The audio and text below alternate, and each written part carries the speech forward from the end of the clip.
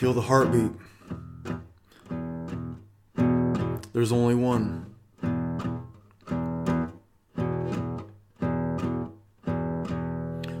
We are tuned in to fitness and consciousness.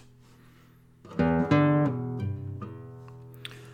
I was about to turn 13 years old, my dad asked me what I wanted for my birthday, and I asked for a guitar.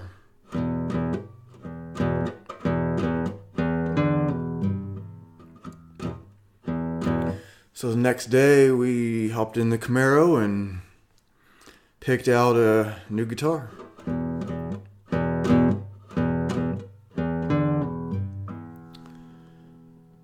He'd been playing since he was about 12 or 13. And it'd been a while since he had one. A lot of the ones that he had ended up at pawn shops, and that's where a lot of guitars end up. So we go to this guitar store called Guitars and More, I believe it was, in Greenwood, Indiana, and picked out a White Lotus guitar, Stratocaster copy, electric guitar if you don't know, and a 15-watt crate amp. And that guitar store is not there anymore. It's now a Thai restaurant, which I guess is kind of the equivalent of taking the whole store to the pawn shop.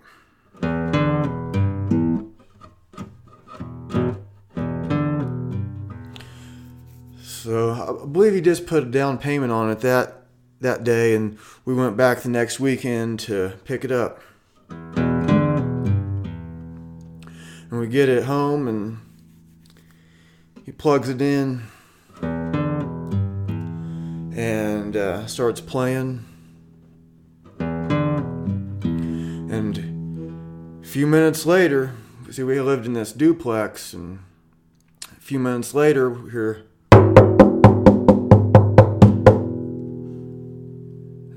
knocking on the door. Neighbor sounded kind of mad, and they said, "If you're going to play the blues, you got to play it so we can hear it."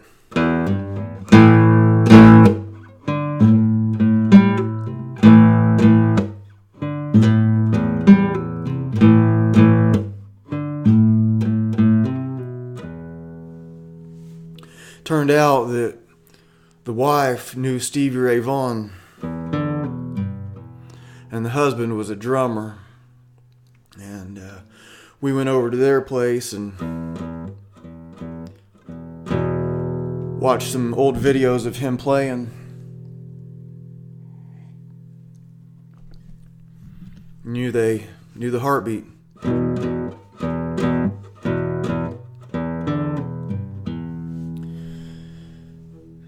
So when my dad started to teach me, what was he teaching me? Well, he taught me the heartbeat, and it sounded like this.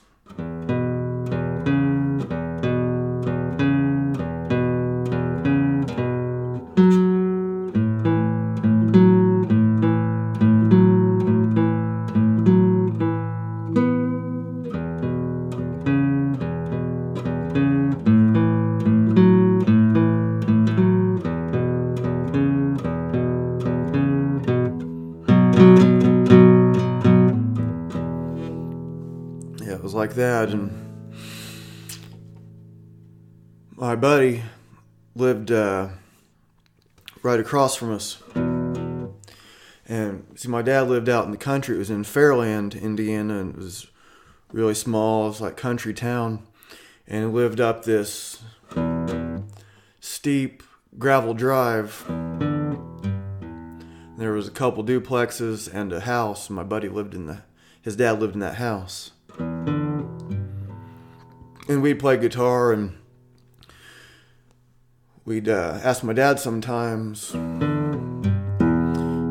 "How do you play this Aerosmith song?" And so we'd play it for him, and he'd figure it out and show us.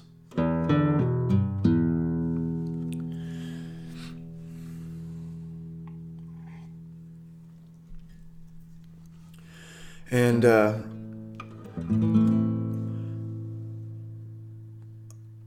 was playing. Pink Floyd's been my favorite band since I was a really little kid, maybe even like 7 years old or so. And but I'd learn different songs from all these bands, but I liked playing my own stuff, and I'd figure out a chord, or get the chord book out, and I'd hear like one of these. I could just play it for a long time. Just move that same shape up the neck.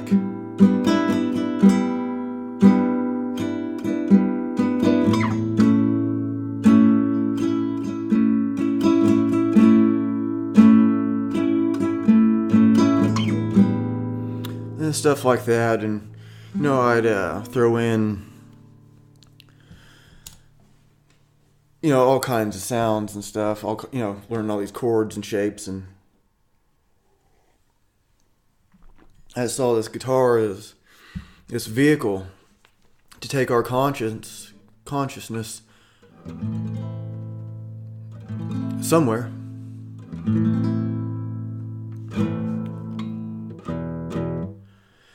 And so I start, writing more of my own stuff, and have girlfriends, and I think if it wasn't for women, there wouldn't be very many songs at all.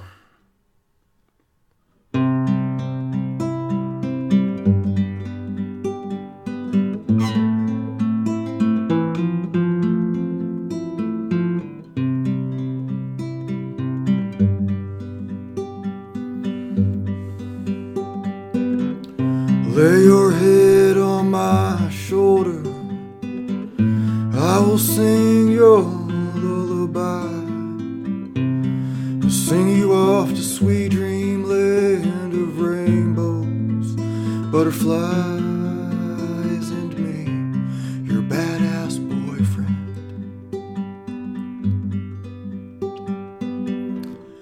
Flying above the clouds in my arms, you're all around. And since your love, I haven't touched the ground.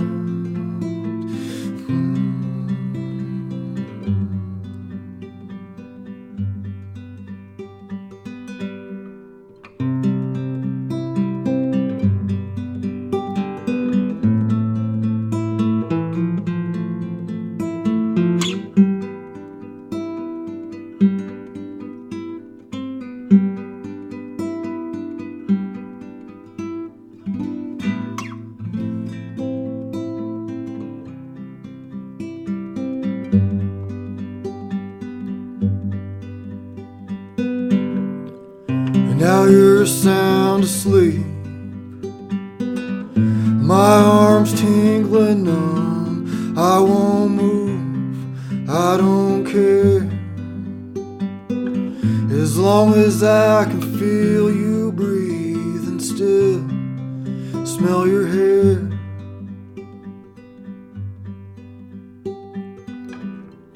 When we wake, see it's still real, and start to kiss and start to feel.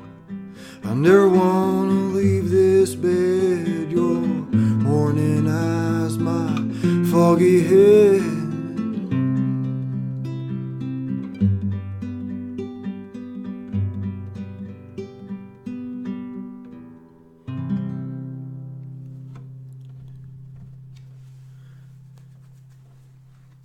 And that song I don't play very often.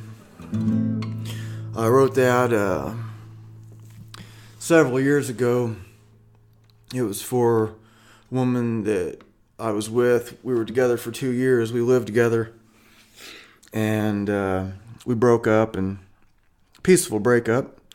My daughter still talks to her, and I guess it was just time to move on. But when I was moving out, I moved into my apartment.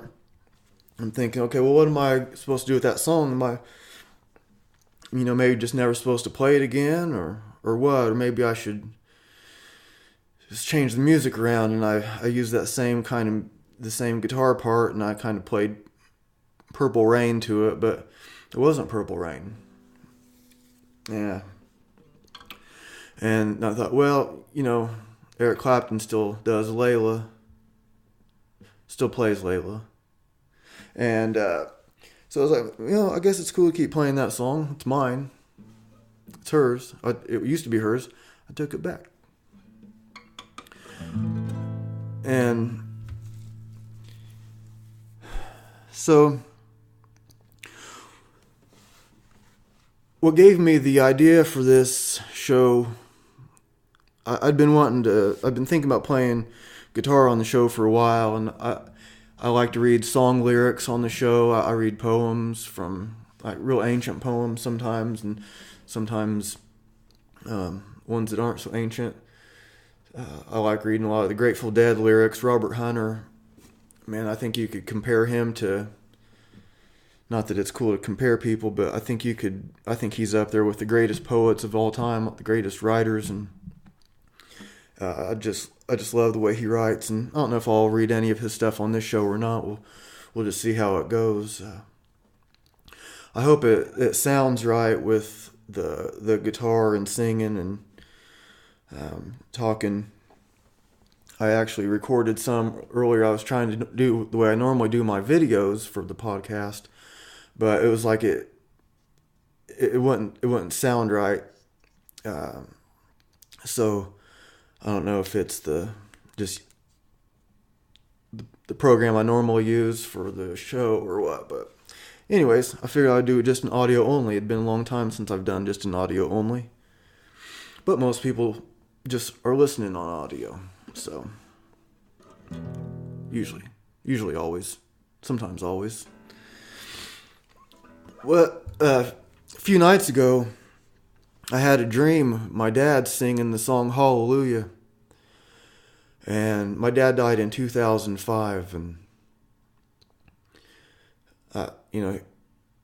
I've heard him play guitar in my dreams before. My dad actually played, I'll get into that in a little bit, but, my dad was singing in my dream the song Hallelujah. And then Friday night, just a couple nights ago, I was invited to this concert, this invitation only kind of thing at White Pine Wilderness Academy, and I went, and it was to see Bill Miller. He's a American Indian. He won a few Grammys for music, obviously. Yeah, he plays the flute and he plays guitar and sings, and he's played with a lot of the biggest musicians in the world, and he usually plays these big places. But Friday night he was playing for about 15 of us, and it was just a donation thing. And so, before he even started, I put $20 in the jar. And then I saw that he had a couple CDs for sale. And I had to borrow some cash off my buddy because he couldn't take a card. And so I got these 2 CDs. And then it turns out he's on Spotify also. And so I'm listening to him play and get a little bit into it. And he's talking about his son. His son had died. His son was killed.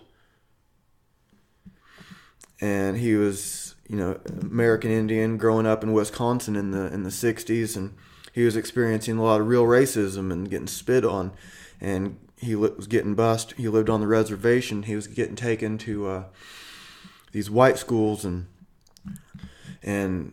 to learn how to be human is what he said. And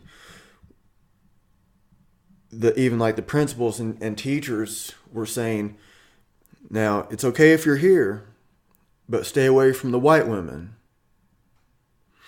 And, you imagine this is just, almost unthinkable these days. although it's still, it still happens, right? But I think things are getting a lot better, even though the news sometimes makes it seem like it's not.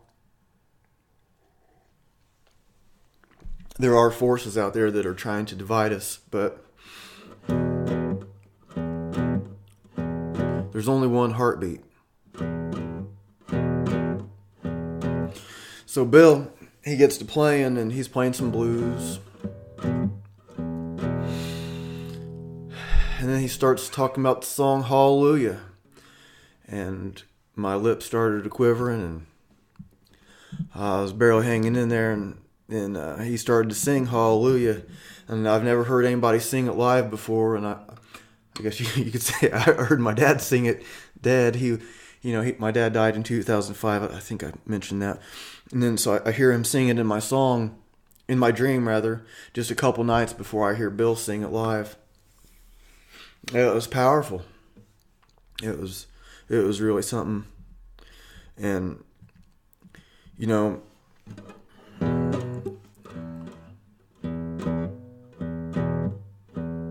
it's cool to be around people that can feel the heartbeat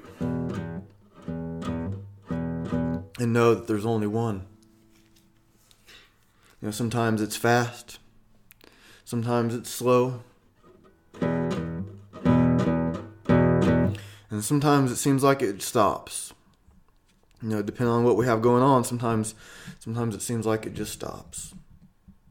Sometimes it seems like it just breaks or stutters, and sometimes it feels real weak, and sometimes it feels real strong,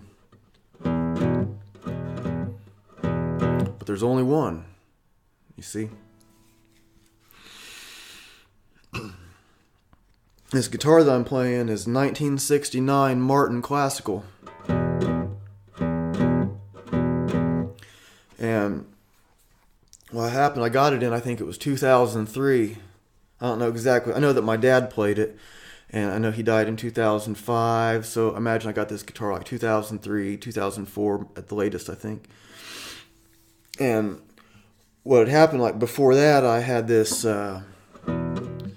Takamine acoustic electric, and I paid $550 for it. I never paid that much for a guitar before.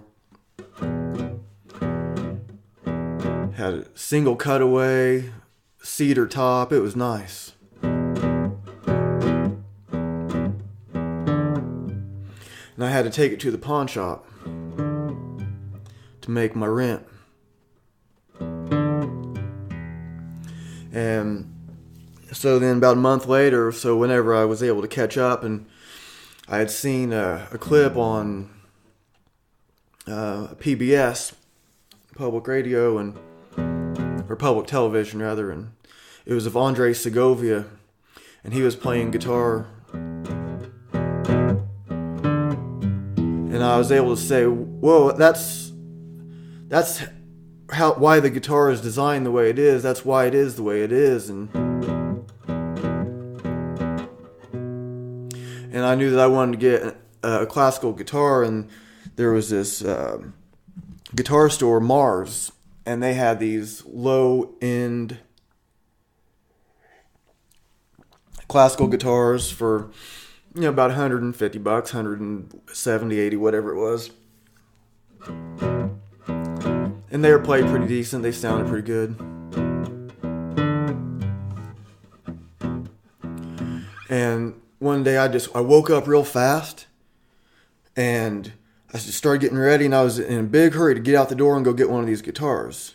Well, they had tons of them. They sell them all the time. It's the regular brand that they keep. There was no reason for me to be in a hurry, but I was in a big hurry, and I woke up, and I just couldn't get there fast enough. And I've been to this record store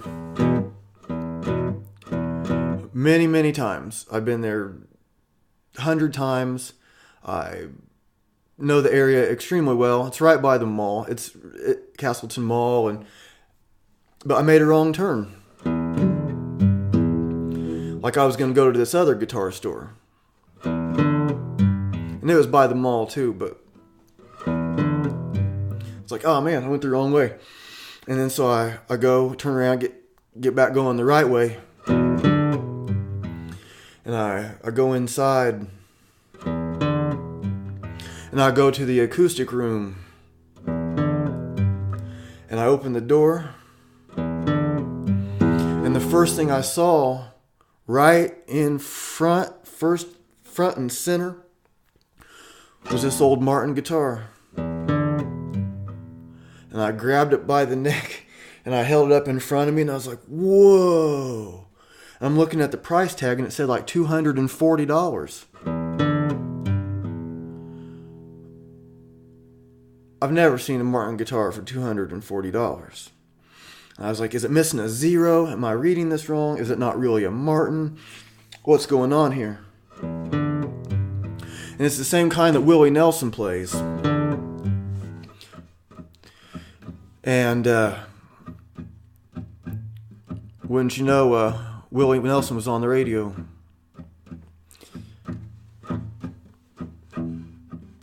And I'm not the biggest Willie Nelson fan, but I like a lot of his stuff, and he's an amazing guitar player, amazing, unique musician. Nobody plays like Willie. And so I'm just looking at it, and I can't really believe it. And so I take it out to the counter, and I asked the guy if I could get some kind of a discount anyways. And he says, well, we're having 20% off today. And so I go ahead and get the guitar, and he said, now you have your own Trigger. Well, Trigger is the name of Willie's guitar, and he named it after Roy Rogers' horse. My dad used to watch Roy Rogers when he was a kid, and anyways. So I get the guitar and I get it home, and I just like can't believe what I have. I went to get like the cheapest decent guitar you can buy, and I ended up with like my fantastic instrument. And I realized that I went to the wrong place. It was after I already got home. I was like, wait a second. I ended up going to Guitar Center, not Mars. At Mars, they have those low-end classical guitars for $150 or whatever they were, which was what I was looking for. And Guitar Center does not have those. You know, they'll have some used guitars in there, but they don't just regularly carry those low-end, decent classicals. They didn't at that time anyway. So I realized I made a wrong turn again and didn't even know it, and I went in the wrong place. And it was like the spirit of this guitar was drawing me.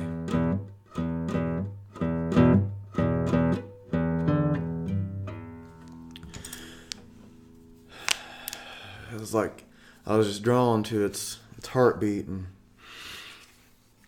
so I started playing like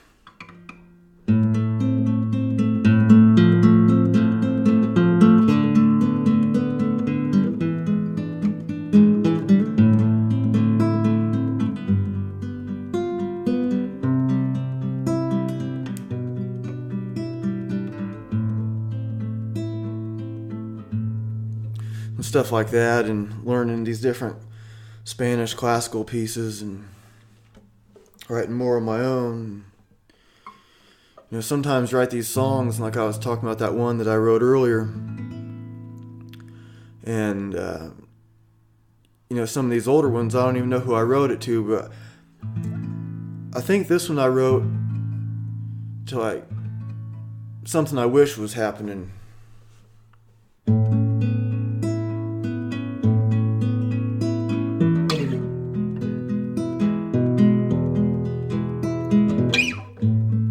Well, now it's getting late. Walking out the door, I wish you'd stay.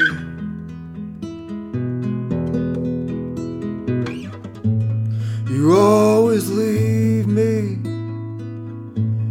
one more.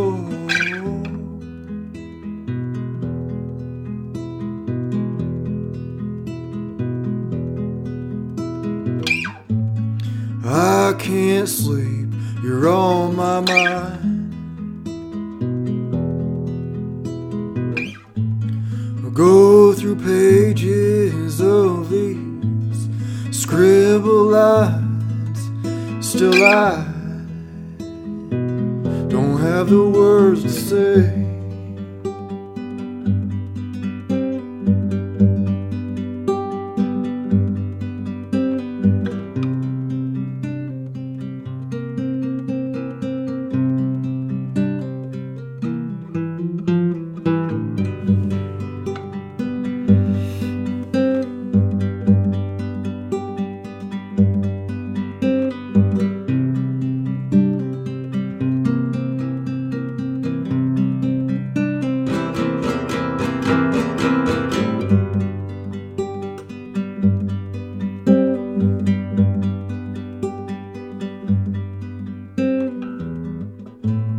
Seems you got me mesmerized.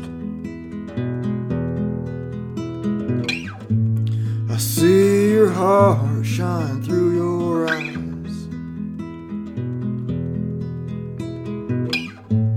What is this haunting me?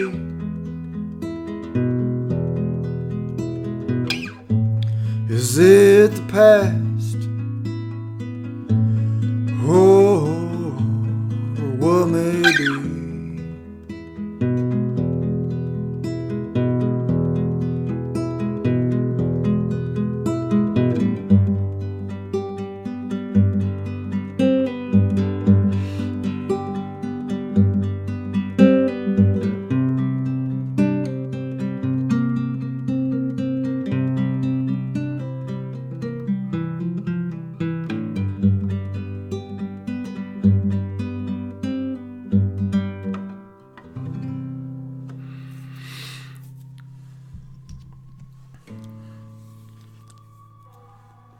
Not sure.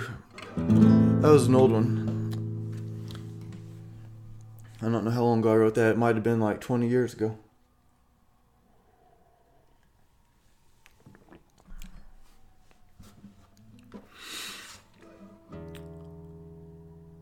It was probably more like, I don't know. At least 15 years ago or so, I think.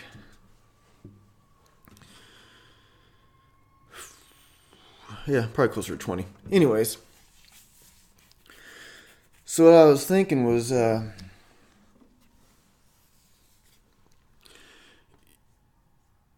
we use these, like music, and it's interesting how it moves us and how we can feel. Like, why do we like certain songs and not other ones, and just like what makes us do this? Like, why bother, learn how to play guitar? I mean, the answer is obvious, but one thing that I regret was my dad and I we'd pass the guitar back and forth, but we weren't really singing together, and it was almost like it would have been just too powerful. And I remember when I was a little kid, him singing a song, and I wish I could find the words to it somewhere. I have a lot of the stuff that he wrote, but it was just something like, he has a teddy bear named Ralph, and that's my boy, or and that's the only part that I really remember. And then when I'd have my friends over, when I was in high school, we were living in Greenfield, Indiana, and I met a bunch of cool friends in Greenfield. And my dad's place was, a pretty popular spot for people to go after school instead of school, that kind of thing. And we'd be like smoking weed and drinking and all that kind of stuff, and doing acid and whatever. I couldn't imagine doing any of that stuff now. I don't smoke or drink or nothing, but at the time it was pretty cool. And but we'd be in my room, and be playing some kind of music. I had an awesome CD collection. I still have some of the CDs I've had since high school. But we'd hear my dad start to play. And everybody'd want me to turn my music down. And I did too, so we could hear my dad play. But he wasn't singing, and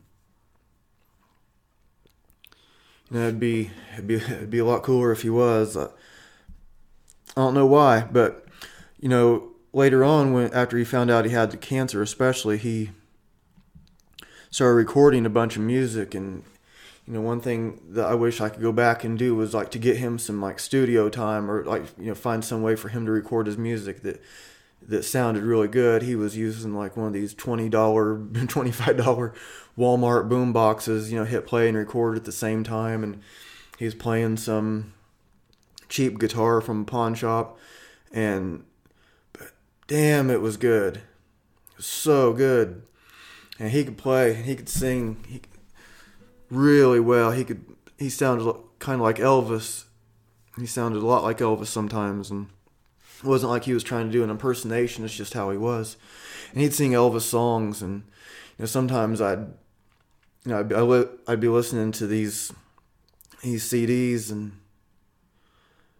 I was like, okay, I'm going to check out Elvis's version of it now, and because I'd think maybe it was an Elvis song, or maybe I'd be listening to Elvis, and a song would pop up that I knew from my dad singing it.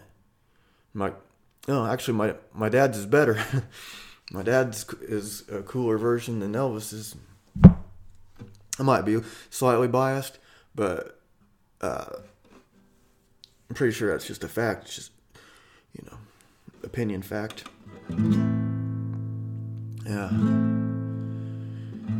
But I was recording stuff too, and so I recorded tape, pretty much the same way, just record at the same time, crappy boombox, and I'd give the tape to my dad to listen to, and it was just a bummer that we didn't actually get to playing and singing together. I think that would have been pretty amazing. And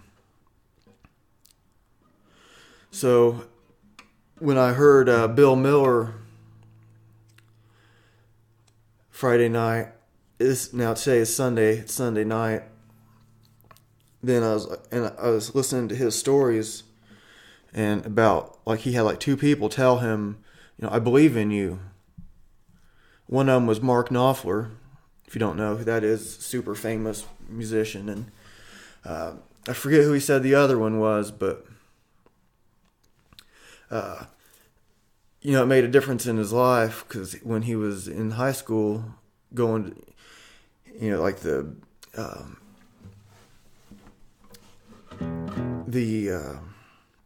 guidance counselor, she'd say like, well, what do you want to do for a living? And he'd say, well, I want to be a musician. She's like, what? She's like, do you even play? He's like, yeah, I play guitar. And she made it seem like, well, it's just impossible for you to make a living out of playing guitar. And so what she recommended him do was get into some kind of trade, make something, because she said Indians are good at making stuff, crafts, and so that's what he should do. And that wasn't what he wanted to do. She told him to get into welding. And he said, well, I don't have anything against welding, but that's not what I want to do.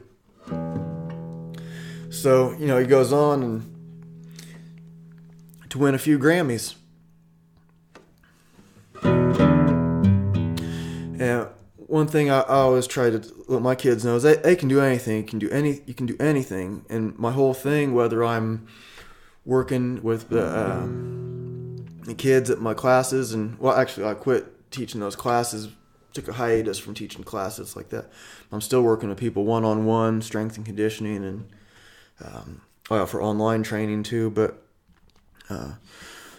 my thing is like I want to show people their strength. That's my motto. And sometimes you find your strength through strength training, but it doesn't have it's not about that. It's not about picking up a weight that's heavier. I mean, that's cool, but that's not what it's all about. And I'm trying to show people the heartbeat. When I was teaching my classes, I was teaching a couple of my students were 11 and 14 years old, brother and sister. And there was a guitar there, and it was at White Pine. And so they'd sometimes mess around with the guitar. Well, at first they asked me to show them something, and what did I show them?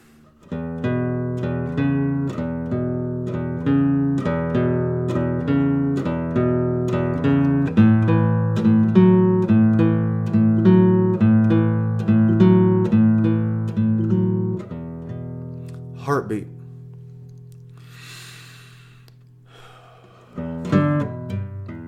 And they like the way that sound, and it's cool for a couple young kids like that think that the blues sounds cool. And you can, I showed them how to kind of jazz it up.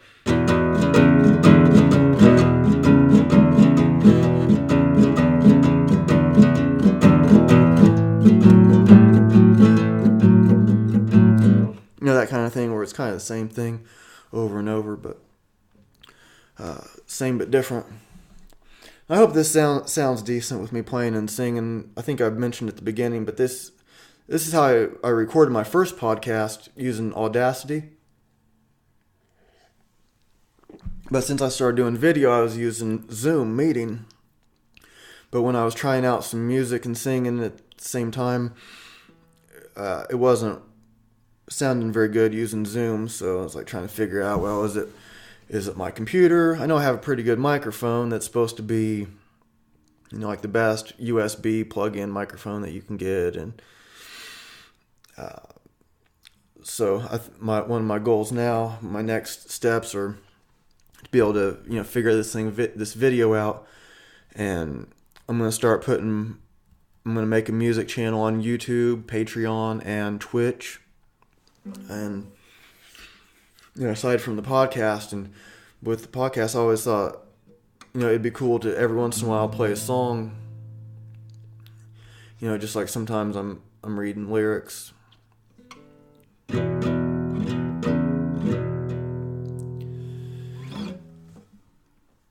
But I think there's these there's so much that we hold in. There's a part of ourselves, and the last time in the last show I did, I was talking about some half truths. I was talking about like an ex-girlfriend of mine, and then I said something. I was like, well, that's actually a half truth. Here's more of it. It's like, here's the part that I want you to know. This is how I want you to look at me. This is how I'm going to present myself to you, so you can look at me and think of me this way. And then here's the little part that I'm going to keep to myself, because, man, what if you knew that about me? I can't be that vulnerable, can I? But what I like is to hear that vulnerability. And there's something about that musician. There's something about people that are not afraid to get up and play, get up and sing. And, it's not like they have to be the best in the world. It's not like they have to be the most technical singer, the most technical guitar player. Some of my favorite ones are not so good. And that maybe that it is good news for, imagining that people can like what I do.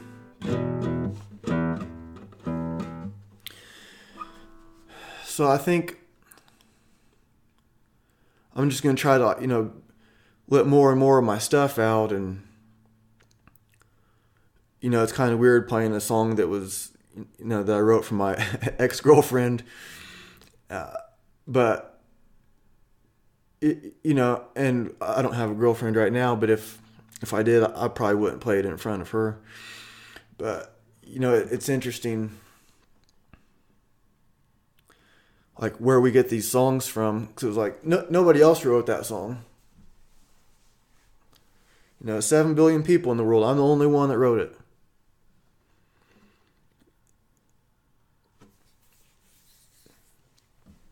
And, I wrote it on this guitar.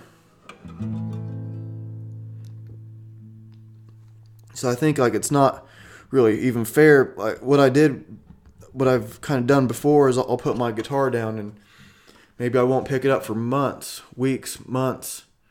And I'll just go for so long without playing, and it's not really fair to the guitar. The guitar is made to be played, and I notice it. I think part of it's my technique, yeah, but when you play the guitar more, it sounds better. It likes to be played. It needs it.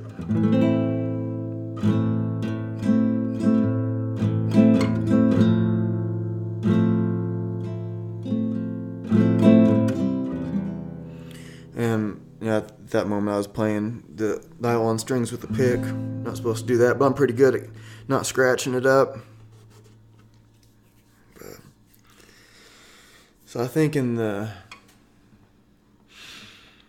near future I'm going to be, I guess it's what I've always been doing, like with the podcast, letting out more and more of what I'm all about, and I'm figuring this stuff out. This is episode number 98. And getting close to doing 100 episodes, I'm starting to see what it, kind of getting the hang of it here. And I have some cool guests coming up, and I have, so I'll always keep doing that, keep having these guests. And, some of my guests have been really famous. I have a pretty famous, I won't say who it is yet.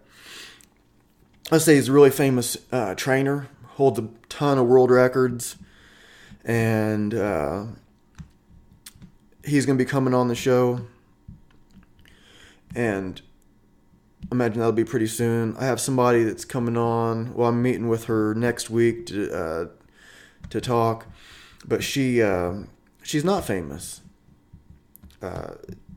Turns out that she lives just about a mile away from me. But I found her scrolling around Instagram, and she's in yoga teacher training. I've had people on the show that have been teaching yoga for decades. So why would I want somebody that doesn't even have her certification yet? Well, there's reasons why, and I'll let that unfold as it goes. But, I guess it's just that it factor that when people know that heartbeat.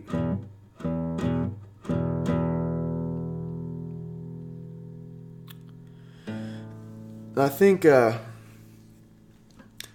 going to try to, I was kind of messing with this earlier. I'm going to see if this works. I'm going to play a couple more things here. I think I need to turn my recording volume down. Sorry if this doesn't sound right.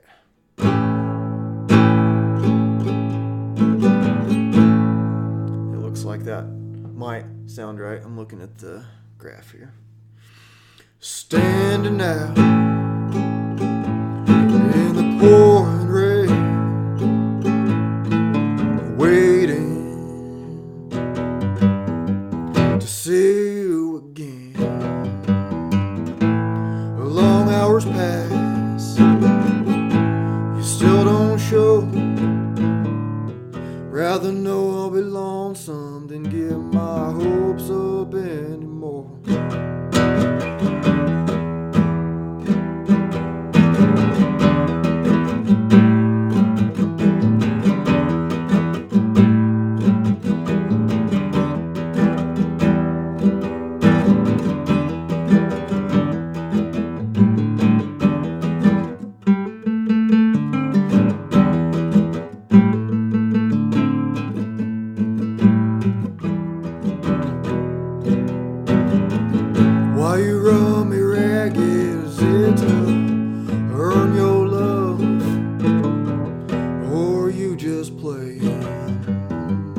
Just to watch me jump. Every time I hear a noise, I'm looking through blinds. I doubted you, just can't get you off my mind.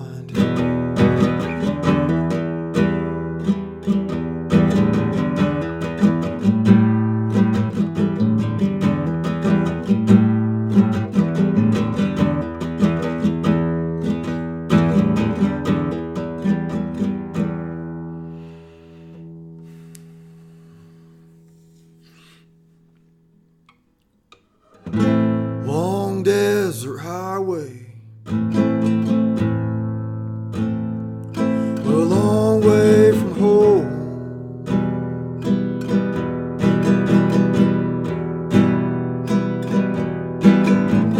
There's no reason to turn back. My baby's gone.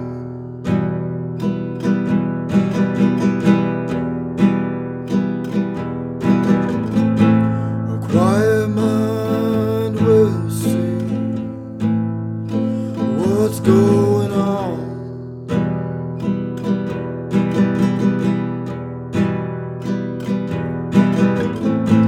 Southbound, playing my rambling song.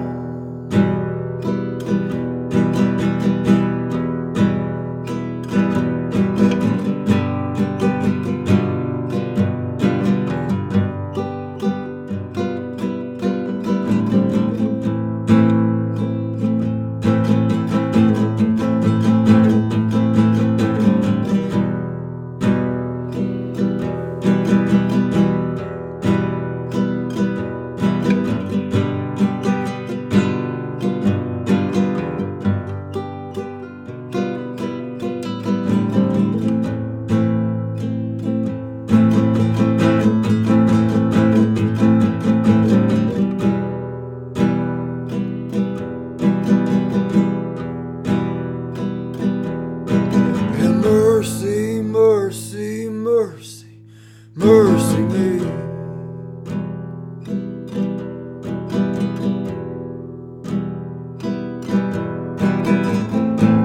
Is that the way it's supposed to be?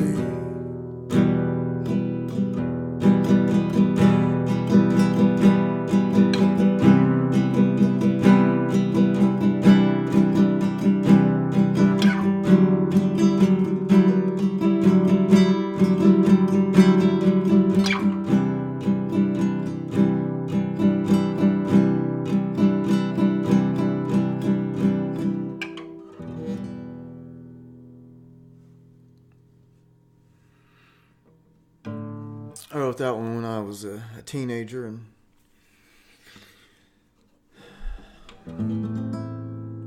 just don't criticize me. Now you can if you want to. I'm going to turn this microphone back up a little bit. I can't tell what's sounding right and what's sounding not. I think I'm going to go ahead and wrap this episode up. I appreciate everybody for tuning in. I'm going to get to working on the video so I can have, my play and sing on the video. I just couldn't quite figure the sound out this time. So thank you all for tuning in. The show is doing very, very well. I'm so happy the people are really listening to this, and we'll see you next time.